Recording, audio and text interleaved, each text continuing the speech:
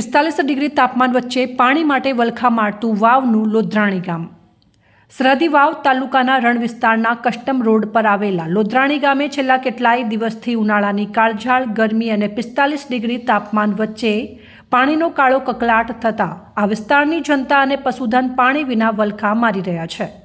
આ બાબતે લોધરાણી ગામના યુવા અગ્રણી શ્રવણભાઈ મણવરે મીડિયા સમક્ષ જણાવ્યું હતું કે 15 માર્ચથી કેનાલનું પાણી બંધ થઈ જતા સરહદી કસ્ટમ રોડના છેવાડા પર આવેલા ગામોમાં પાણીની અછત વર્તાઈ રહી છે। લોકો તો આમ તેમ ભટકી વલખા મારી પાણી મેળવી લે છે, પરંતુ પક્ષીઓ અને પશુઓની હાલત કફોડી બની જાય છે।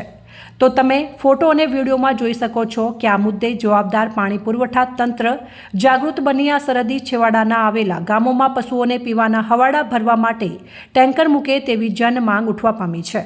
વધુમાં નર્મદા કેનાલમાં પાણી છોડવામાં આવે તો આ વિસ્તારનું પશુધન તેમજ ખેડૂતોના ઊભા પાકને જીવનદાન મળી શકે છે। ઉનાળાની કાળઝાળ ગરમીમાં પાણીની મુખ્ય લાઇનમાંથી પાણી ચોરી કરી કોમર્શિયલ હેતુમાં ઉપયોગ કરતા તેમજ સિંચાઈમાં ઉપયોગ કરતા પાણી ચોરોના કનેક્શનો કાપવા જરૂરી છે।